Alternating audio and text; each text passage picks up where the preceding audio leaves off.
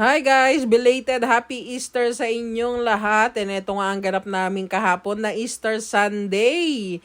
Dinala namin magkakapatid si Mama sa outing. Nag-outing kami pamilya kasi minsan lang naman kami makumpleto tuwing holiday season kasi yung mga kapatid ko may mga work na sila. So minsan lang sila nauwi dito sa bahay namin. Kaya ginagrab ko na yung mga ganitong opportunity talaga para makapag-enjoy kami ng sama-sama. So nag-outing kami kahapon and eto na nga, nakarating na kami sa aming destination and pagkarating, kainan na, oh.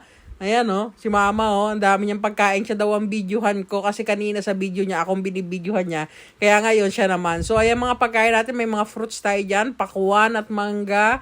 May nachos tayo, may shrimp tayo, may mangga tayo, may pansit, may hotdog na hindi sunog, may bangus and may liempo, may mga steam na gulay tayo dyan, may itlog na pula, and of course, bago kami pumunta dito kanina, meron kaming ice cream na andun lang sa ating lagayan.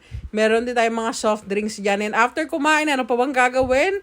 Kung hindi maglubluba na sa tubig, guys. Ayan, ang mga pamangking ko na ang nagbuena mano, guys. Dapat sa dagat kami ngayon. Kaya lang, sabi ni Mama, ayaw niya na sa dagat. Gusto niya raw sa swimming pool. Kaya naghanap ako ng swimming pool na hindi pa namin napupuntahan. And gusto rin ni Mama yung medyo malapit lang para hindi aksaya sa gas. Kasi nga, ang mahal-mahal ng mga gasolina, lalo na ng diesel ngayon. Kaya hindi na kami lumayo sa may amin pa. So, dito na lang sa malapit yung nahanap kong location.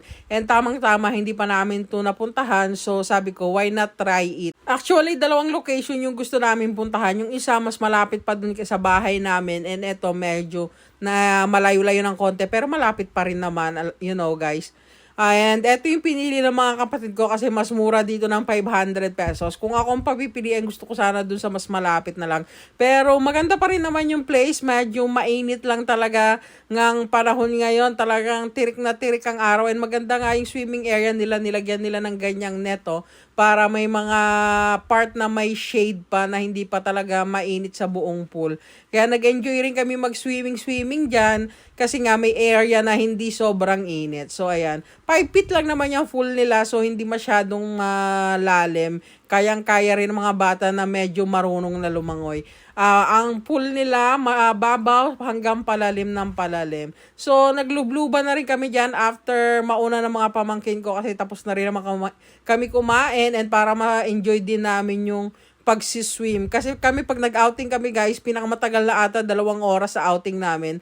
Lalo na pagkasama namin si Mama kasi si Mama mainipin siya kasi hindi rin naman siya naglulublob sa mga ganitong swimming pool, sa ilog, yan. Basta sa mga malalamig na tubig, hindi siya naglulublob. Mapapaligo mo lang yan si Mama pagka nasa hot spring kami or basta doon sa mainit na tubig. So yun lang muna for today's guys. Thank you for watching.